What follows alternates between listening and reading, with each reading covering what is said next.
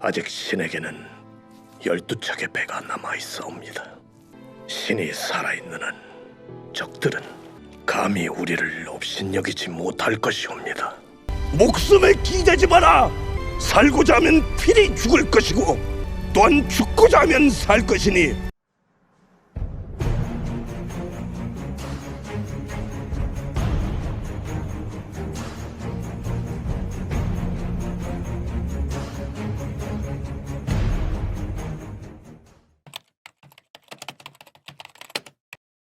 안녕하십니까, 프로파일러 강정입니다. 여러분들은 역사를 왜 공부하시나요? 학생들과 공무원들은 시험을 준비하기 위해서 역사를 공부하실 거고, 다른 분들은 우리의 자랑스러운 역사를 공부해서 국뽕에 취하기 위해서 역사를 공부하는 겁니까? 왕년에 잘 나갔던 우리의 찬란한 역사를 자랑하거나 자기 만족을 위해서 역사를 공부하는 건가요? 만약에 그렇다면 지금 현재 우리 대한민국은 찬란하지 않는다거나 형편이 없다는 얘기거든요. 현재 우리 대한민국이 코딱지만한 영토를 가졌기 때문에 과거에 찬란했고 거대했던 그런 영토를 가졌다라고 자기 만족을 하면서 그런 자기 만족감 때문에 그런 역사를 공부하시는 건가요? 그러고 나면 뭐가 달라지는 거죠? 내가 과거에 왕년에 잘 나갔는데 라고 떠벌리고 다니고 친구들한테 그런 얘기를 하면 과연 그 주위에 있는 사람들이 좋아할까요? 중요한 것은 내가 왕년에 잘 나간 게 중요한 게 아니라 지금 현재 잘 나가고 주위 사람들에게 인정을 받는 게 중요한 거 아니겠습니까? 제가 역사를 처음 접하면서 공부를 하게 됐던 그 계기가 무엇이냐면 2007년도에 동계올림픽 유치를 위해서 평창과 소치가 서로 유치를 하기 위해서 IOC 위원들을 설득하기 위해서 프레젠테이션을 했었고, 당시 올림픽 유치를 위해서 김연아와 이건희 회장이 나섰지만 당시에 총리였던 푸틴의 그 국력에 밀려가지고 패배를 맛봤던 그런 기억이 저에게는 있습니다. 그런 강대국에게 패배를 맛보고 나서 너무나 분했기 때문에 강대국이 되기 위해서는 어떻게 해야 되는가, 어떤 조건이 필요한가 저에게 질문을 던지고 나서 오랫동안 책에 빠져 살았던 그런 적이 있었습니다. 그 첫 출발이 바로 역사 분야였습니다. 강대국이 되기 위한 첫 번째 조건이 강한 군사력이고, 두 번째가 그 강한 군사력을 뒷받침할 수 있는 경제력이라고 할 수 있습니다. 세 번째가 무엇이냐면 그 나라가 가지고 있는 고유의 언어와 문화가 중요하다고 할 수가 있고요. 네 번째가 무엇이냐면 그 나라의 과학기술과 외교력이라고 할 수가 있습니다. 그 의미가 무엇이냐면 그 국가의 브랜드 가치와 그 인지도와 신뢰도를 얘기하는 겁니다. 역사를 논하면서 가지고는 전쟁, 인물, 영토, 문화 다양한 분야가 있는데요. 우리의 문화 같은 경우는 K-팝, K-드라마, K-영화, K-푸드 다양한 우리의 문화들이 전 세계에서 알려져 있는데요. 영화 같은 경우는 이미 스티븐 스필버그보다 더 훌륭한 감독이 2명이나 있고요. To the Korean film Old Boy. 박찬욱 감독의 올드보이. 방준호 벌써 한국의 드라마와 영화들이 할리우드를 뛰어넘고 있습니다. 황정표 Squid Game! 리전자이! 이런 부분들은 여러분들께서도 몸소 느끼고 있는 부분이 아닌가요? 왕년에 10억을 벌어본 사람이 앞으로 또다시 10억을 벌 수가 있는 거고요. 우리 민족 또한 과거에 그 왕년에 찬란한 역사를 썼던 그런 민족이기 때문에 앞으로 또다시 그런 찬란한 역사를 또 한 번 쓸 수가 있는 겁니다. 자, 그렇다면 영상을 함께 보실까요? Yi Sun-sil, the greatest military hero in Korean history, including one in which he had 13 ships. 아직 신에게는 12척의 배가 남아있사옵니다. 우리나라 역사 인물에 대한 관심도 높아지고 있습니다. 충무공 이순신 장군도 그 주인공인데요. In Afghanistan, we need a person like Yi Sun-shin to first make people united.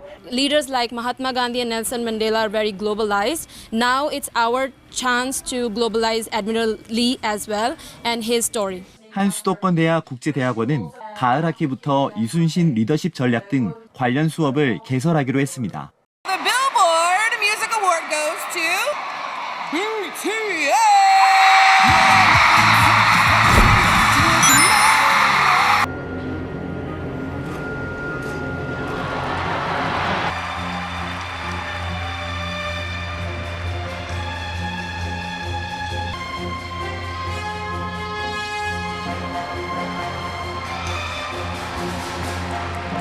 오늘 만약에 우리가 스페인을 꺾고 그 4강에 성큼 다가선다면은 집착하게 자 슛! 끝났습니다. 경기 끝났습니다. 자, 해냈습니다. 4강 대단합니다. 대한민국 아니 이게 지금 4강에 올라갔습니다. 자, 4강에 아니 올라갔습니다. 4강이라는 게 이게 이거는 세계가 깜짝 놀랄 일입니다. 네.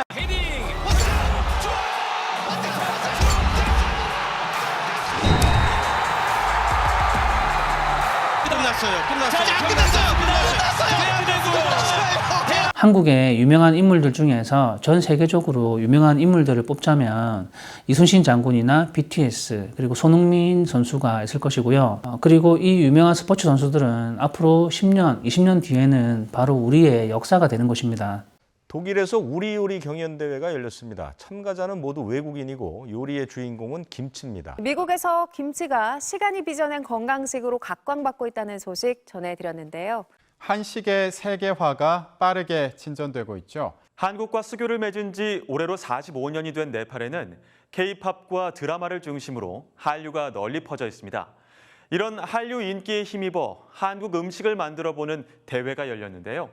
모든 역사 분야에서 이 문화 콘텐츠 분야는 앞으로도 더욱더 계속 발전할 것이라고 저는 확신을 합니다. 그런데 너무나 안타까운 부분이 있는데 우리 역사 영토 분야에서는 계속해서 퇴보를 하고 있다는 느낌이 들거든요.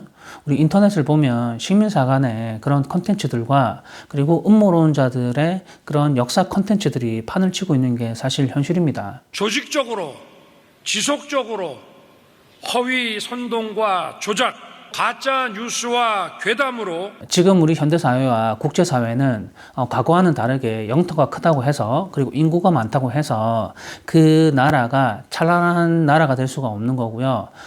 지금 현대사회라던가 국제사회는 그 국가의 브랜드 가치라던가 그 나라의 신뢰도가 더 우선시 되는 게 사실입니다. 많은 분들이 지금 우리의 영토가 코딱지만 하다 보니까 과거에 거대했던 그 영토를 가지고 있었던 그 역사에 대해서 많이 환상에 빠져 있고 음모론에 많이 빠져 있는 것 같거든요. 그런데 중요한 것은 과거에는 그렇게 광활한 영토를 보유하고 있었으면서 지금은 왜 이렇게 코딱지만 한가, 이 부분에 대해서 분석을 해서 앞으로 그런 일들이 다시 반복되지 않기 위해서 우리는 역사를 공부를 해야 될 필요가 있는 거거든요.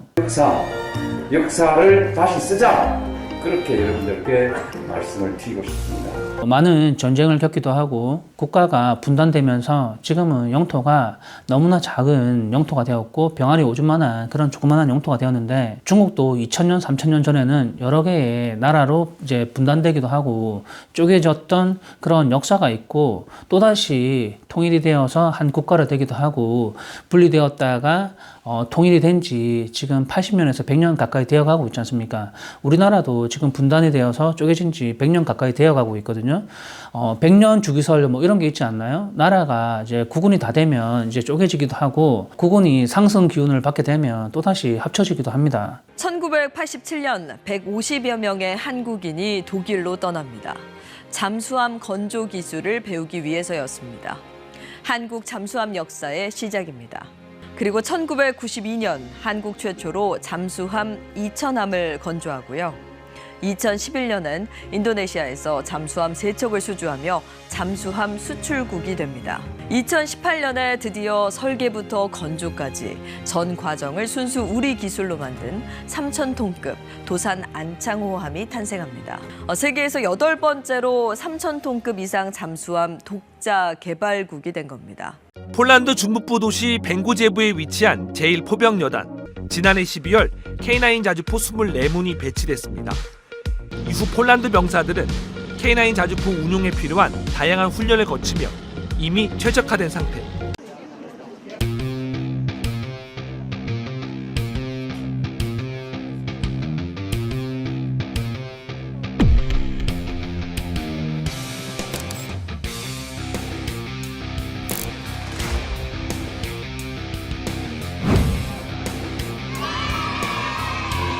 우리 대한민국의 영토가 10만 평방킬로미터를 가지고 있는 조그마한 영토를 가지고 있긴 하지만 우리의 국방력은 전 세계를 통틀어서 6위에 해당이 되고요. 그리고 경제력 같은 경우는 11위에서 12위 정도 됩니다. 최근 5년간 전 세계에서 무기 수출 증가율이 가장 높은 나라, 바로 우리나라입니다. 네, 국내 대표 기업인 삼성전자와 SK하이닉스가 3분기에 예상보다 좋은 실적을 올렸는데 통계청에 따르면 지난해 수출 기업 수는 95,015개로 전년 대비 0.4% 증가했습니다. 올해 부진했던 한국 수출이 2달 연속 상승세를 기록했습니다. 특히 반도체 수출이 회복되면서 전체 수출 증가를 이끌었는데요.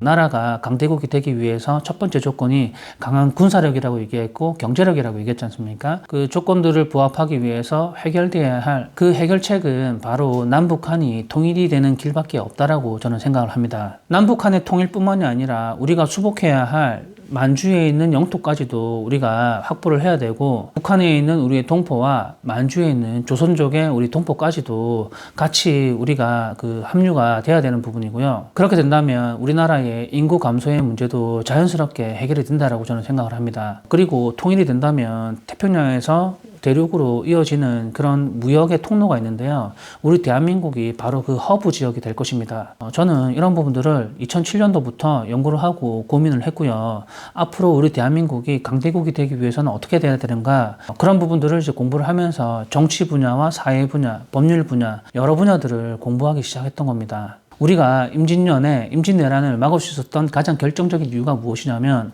다른 사람들은 왜군들이 쳐들어오지 않을 것이라고 판단을 했지만 이순신 장군은 조만간 그 왜군들이 쳐들어올 것이라고 미리 예측을 하고 있었다는 겁니다. 미리 예측을 하고서 준비를 했다는 게 가장 결정적인 이유가 되는 거예요.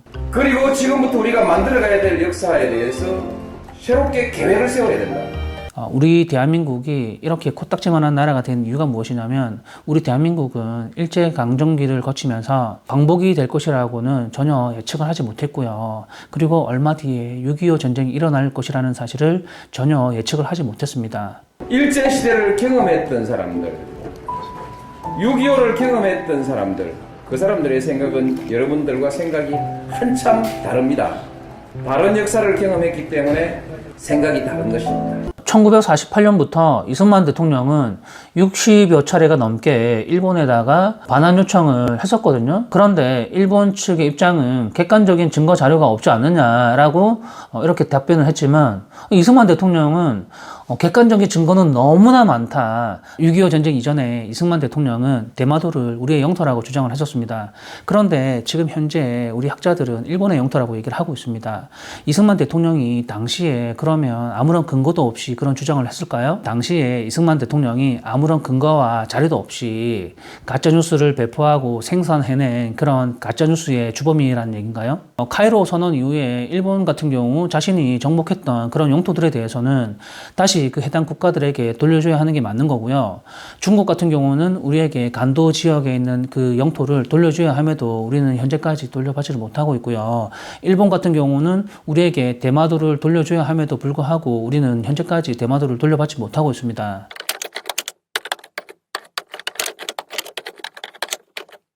다시 한 번 더 얘기를 하지만 우리의 강단 사학자들은 대마도가 우리의 영토가 아니라 일본의 영토라고 얘기를 하고 있습니다. 당시에 왜 우리가 일본에게 대마도를 돌려받지 못했냐면 제 생각입니다. 우리의 역사학자들과 일본의 역사학자들이 서로 자신들의 영토가 맞다고 주장을 했을 거고, 미국의 학자들이 그 판단을 했을 때 일본의 주장이 더 합리적이라고 판단을 했을 겁니다. 그렇기 때문에 미국은 일본에 손을 들어주지 않았을까라는 생각을 하거든요. 우리의 영토라고 억지를 부린다고 해서 우리의 영토가 되는 게 아니고 우리의 역사가 되는 게 아닙니다. 하버드의 역사학자나 옥스퍼드의 역사학자, 그리고 전 세계적으로 저명한 역사학자들은 우리 국사책에 있는 고구려 백제 신라의, 그리고 고려, 조선의 영토에 대한 그런 역사들을 정설로 인식을 하고 있는 그런 실정입니다. 현재 우리 주류 강단 사학자들은 고구려의 영토의 그 국경이 지금 현재에 있는 요동까지가 우리의 국경이라고 주장을 하고 있고, 국사책에서는 그렇게 되어 있습니다. 그렇지만 우리 민족 사학자들은 그 부분이 나나까지였다라고 주장을 하고 있는데요. 이 부분마저도 벌써 20년, 30년 동안 논쟁을 하고 있으며, 현재 고려의 국경이 대동강까지라고 되어 있지만 지금 현재 압록강 위쪽에 있는 그 국경선이라고 어느 정도 동북 방향은 선충령까지라고 이렇게 인정을 받고 있지 않습니까? 이렇게 되는 데까지 걸린 시간이 20년, 30년이 걸렸습니다.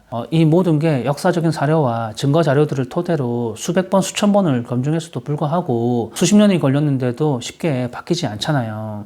그리고 지금부터 우리가 만들어가야 될 역사에 대해서 새롭게 계획을 세워야 된다.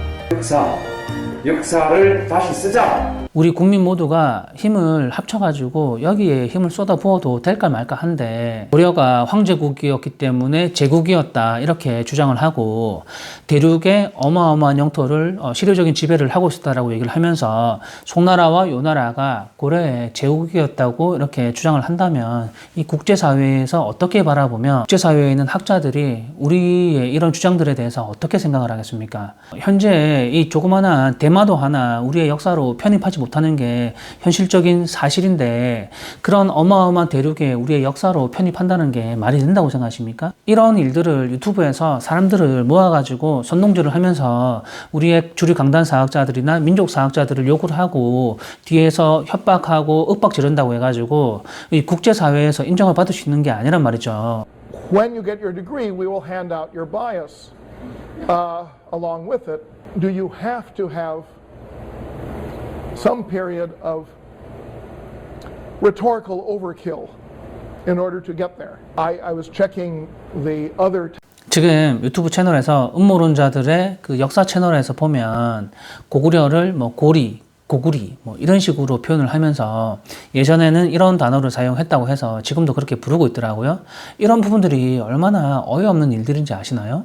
제 영상을 시청하시는 여러분들께서 정신을 차리고 한번 잘 생각을 해보십시오. 1500년 전에 그 시대를 살았던 그 사람들이 그렇게 불렀다고 해서 지금 현 시대를 살아가는 우리가 그렇게 불러야 되는 게 맞는 건가요? 그게 맞다면 1500년 전에 그 사람들이 말을 타고 다녔기 때문에 그러면 우리도 현재 말을 타고 다니는 게 맞는 거 아닌가요? 지금 현재 정보화 시대를 살아가고 있는 우리 현대인들은 많은 정보들을 습득하게 되고요. 많은 신조어들이 생겨나고 있습니다. 또한 한글도 많이 바뀌고 있고요. 예전에 30년 전에는 은미다에서 순미다로 바뀌었지 않습니까? 과거에 은미다라고 표현을 했다고 해서 지금도 은미다라고 표현을 해야 될까요? 그게 맞는 건가요? 1500년 전에 고구리, 고리 이렇게 불렀다고 해서 지금 현재 고리, 고구리라고 불러야 되는 게 그게 맞는 건가요? 아니잖아요. 지금은 고구려가 맞는 겁니다. 음모론자들을 추종하는 그런 세력들이 제 댓글창에 댓글을 다는 걸 보면 제 영상들이 처음에는 신선했었네 아니네 막 이런 얘기들을 막 하고 있거든요. 그 사람들은 자기네들의 입맛대로 자기네들에게 유리한 얘기들을 제가 해주면 그때는 뭐 신선했었네 그렇게 생각을 했는데 지금은 제가 자신들이 원하는 그런 얘기들을 해주지 않거든요.